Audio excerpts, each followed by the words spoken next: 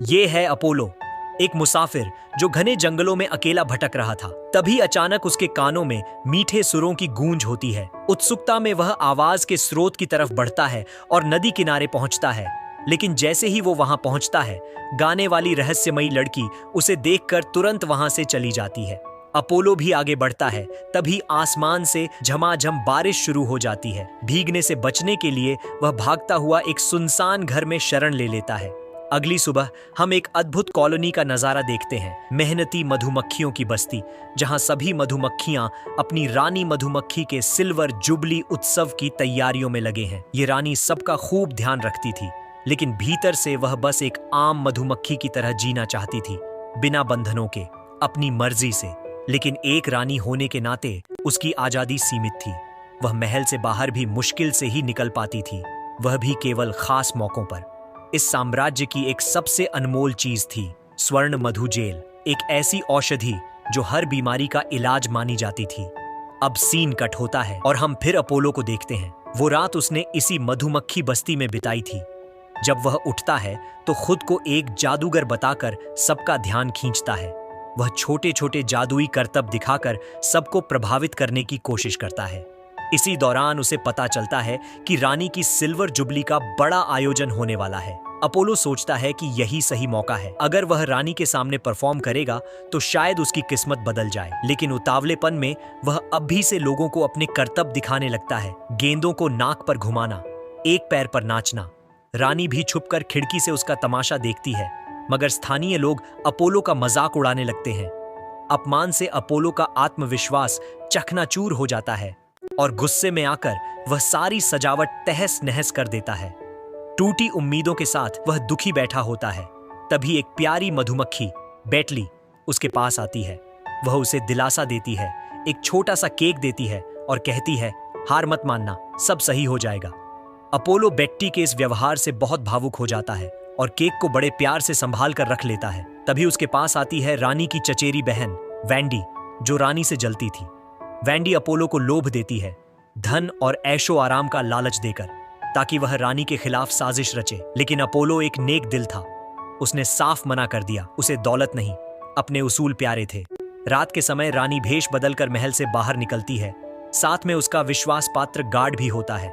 नदी किनारे बैठकर वह फिर से गाने लगती है और जंगल में भटकता अपोलो फिर से उस आवाज की ओर खींचता चला जाता है।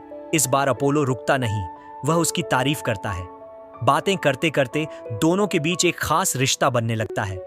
अपोलो उसे बताता है कि वह एक वक्त पर बड़ा कलाकार था, मगर किस्मत ने उसका साथ छोड़ दिया। वह चाहता था कि रानी की सिल्वर जुबली पर फिर से चमके। तब अपोलो आसमान की तरफ इशारा करता है और तारों को जोड़कर रानी के चेहरे की एक खूबसूरत आकृति बना देता है। रानी इतनी खुश होती है कि बदले में वह भी तारों से अपोलो का चेहरा बनाती है। कुछ वक्त बीतता है और दोनों एक दूसरे के बेहद करीब आ जाते हैं। पर दूसरी ओर बस्ती पर खतरा मंडरा रहा था। कुछ शिकारी चीलें वहां आ धमकी थीं, जो खौफ फैलाने के लिए खतरनाक गीत गा रही थीं। इन्हें वहां बुलाया था वैंडी ने। इसी अफरा तफरी में एक डरावनी चमगादड़ की आवाज गूंजती है, जिससे चीलें डर कर भाग जाती हैं। फिर हम रानी और अपोलो को देखते हैं। बातों बातों में रानी अपनी असली पहचान अपोलो के सामने खोल देती है कि वह कोई आम मधुमक्खी नहीं, बल्कि इसी बस्ती की रानी है। अपोलो सन्न रह जाता है, मगर रानी की सच्चाई और उसके सपनों को जानकर उसका सम्मान और बढ़ जाता है। तभी अचानक वैंडी के कहने पर चीलें वापस हमला कर देती हैं, लेकिन फिर वही चमगादड़ की गूंज सुनाई देती है और इस बार भी चीलें डरकर भाग जाती हैं। इस हड़बड़ी में अपोलो और रानी एक दूसरे से बिछड़ जाते हैं। जंगल में घमासान मचा हुआ था। अपोलो बड़ी मुश्किल से बचते बचाते एक घने जंगल में छिप जाता है, जबकि हमारी रानी यानी क्वीन एक गहरे खड्डे में गिर जाती है। उनके महल में जैसे ही ये खबर पहुंचती है कि रानी संकट में है, रानी का सबसे भरोसेमंद सेनापति तुरंत सैनिकों को लेकर उसे ढूंढने निकल पड़ता है। लेकिन इससे पहले कि वो लोग रानी तक पहुंचते, तब तक रानी को अपहरण कर लिया जाता है। दूसरी ओर अपोलो भी जंगल में रानी को ढूंढ रहा होता है, लेकिन उसे रानी की जगह केवल रानी का ताज मिलता है। ताज हाथ में लेते ही अचानक महल के सैनिक वहां पहुंच जाते हैं और अपोलो को रंगे हाथों पकड़ लेते हैं। उन्हें लगता है कि अपोलो ही रानी के गायब होने का जिम्मेदार है। दूसरी ओर रानी को 3 अजनबी अपने छुपे ठिकाने पर ले जाते हैं और बताते हैं कि वेंडी ने उन्हें बदले में ढेर सारा सोना और दौलत देने का वादा किया है। यहाँ रानी को पता चलता है कि ये लोग बुरे नहीं हैं, बस गरीब हैं। रोज रोज अपनी जान जोखिम में डालकर खाने की तलाश में महल तक पहुंचना इनके लिए मजबूरी है। रानी उन्हें समझाती है कि कोई और रास्ता भी हो सकता है, मगर वे उसकी बात नहीं सुनते और उसे बंधक बना लेते हैं। रानी का एक वफादार गार्ड यह सब चुपके से देख लेता है। अगली सुबह महल में खलबली मच जाती है। अपोलो को सबके सामने पेश किया जाता है और उस पर रानी के अपहरण का आरोप लगाया जाता है। सभी उसे दोषी मानने लगते हैं, लेकिन बेटली, जो रानी की घनिष्ठ मित्र थी और जिसने अपोलो को अच्छी तरह जान लिया था, अपने दिल में यकीन करती है कि अपोलो निर्दोष है। फिर भी सबूत के अभाव में अपोलो को बंदी बना लिया जाता है। उसी दौरान वेंडी एक बड़ी सेना के साथ महल में प्रवेश करती है। वो लोगों की भावनाओं से खेलती है और खुद को नई रानी घोषित कर देती है। चाहकर भी कोई उसका विरोध नहीं कर पाता। वह तय करती है कि महल का एक भव्य उत्सव आयोजित किया जाएगा, जिसमें उसे रानी के रूप में घोषित किया जाएगा। असल रानी यह सब देखकर टूट जाती है। उसे दुख होता है कि उसकी अपनी बहन ने उसे धोखा दिया। रानी उसे समझाने की कोशिश करती है कि सच्ची रानी वही है जो अपने लोगों की सेवा करे, न कि केवल ताकत के लिए शासन करे। लेकिन वेंडी उसकी एक भी बात सुनने को तैयार नहीं होती। वेंडी अपनी योजना को और भी खतरनाक मोड़ पर ले जाती है। वह चील को आदेश देती है कि समारोह वाले दिन असली रानी को खत्म कर दिया जाए, मगर चील, जो अब तक वेंडी के साथ थी, इस आदेश को मानने से इनकार कर देती है। उसे एहसास हो चुका था कि वेंडी की लालच अब सभी सीमाएं पार कर चुकी है। इस बीच महल में स्थित बीज पर भी वेंडी अत्याचार करने लगती है। वह उनसे दुगना तिगुना काम करवाती है, जिससे वे बेहद थक जाते हैं और वेंडी के प्रति गहरी नफरत पाल लेते हैं। दिन बीतते हैं और धीरे धीरे रानी की सच्ची दोस्त बेटली और गायक गार्ड को वेंडी की असली नीयत का पता चल जाता है। अब वे कुछ वफादार साथियों के साथ मिलकर रानी को बचाने और महल को वेंडी के कब्जे से आजाद कराने की योजना बनाते हैं। तभी क्वीन का एक भरोसेमंद आदमी उन्हें आकर बताता है कि वेंडी अब पूरी तरह सनकी हो चुकी है। वो मधुमक्खियों को मजबूर कर रही है कि वे हद से ज्यादा शहद बनाएं। जो भी मना करता है उसके बच्चों को उससे अलग कर रही है। अब फैसला करना इन साथियों के हाथ में था। योजना के मुताबिक सबसे पहले उन्हें अपोलो को छुड़ाना था, क्योंकि उसकी मदद के बिना क्वीन को बचाना असंभव था। अपोलो के गार्ड्स को चकमा देकर और डराकर वे उसे छुड़ा लेते हैं, लेकिन अपोलो खुद को दोषी मानता है। वो बताता है कि अतीत में भी उसकी लापरवाही से तबाही मची थी और यही अपराध बोध उसे सताता है। बेटली और बाकी साथी उसे दिलासा देते हैं कि एक गलती इंसान की पहचान नहीं होती।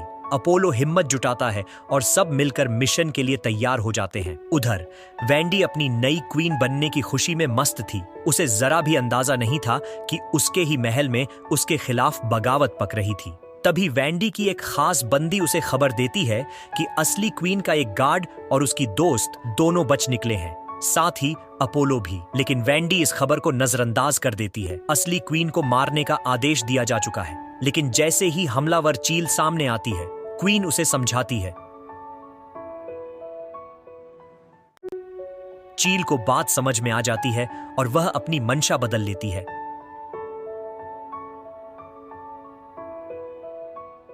अपोलो हमला करने ही वाला होता है, पर क्वीन उसे रोकती है।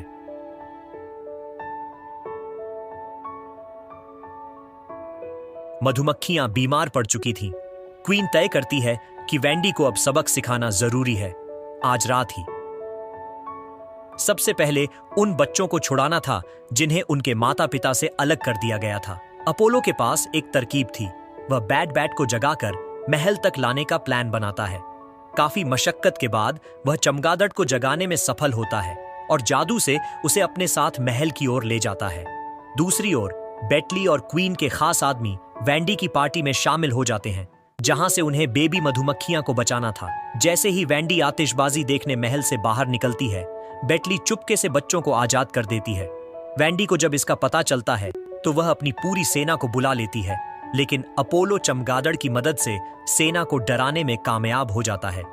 महल में क्वीन के आदमी वेंडी के सैनिकों को रोकते हैं और वहां मौजूद लोगों को वेंडी की असलियत बताते हैं। अब वेंडी के पास कोई रास्ता नहीं बचता।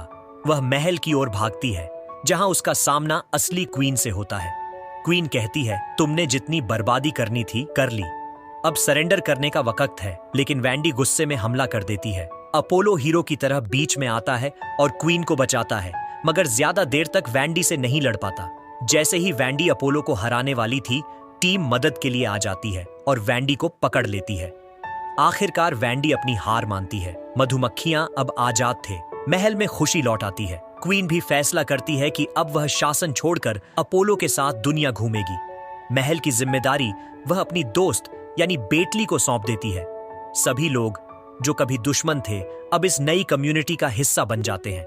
इस तरह महल में फिर से अमन और खुशहाली लौट आती है और यहीं पर कहानी खत्म होती है।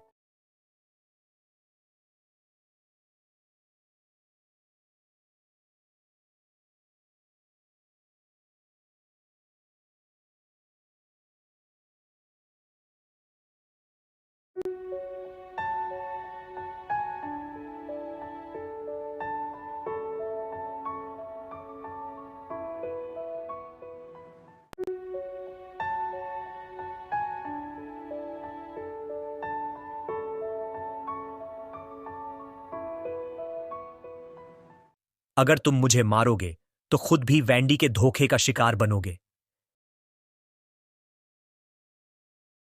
इसी दौरान अपोलो, बेटली, गार्ड और बाकी साथी क्वीन को बचाने पहुंच जाते हैं। चील अब उनकी तरफ था। वे सब मिलकर क्वीन को महल की भयावह स्थिति बताते हैं।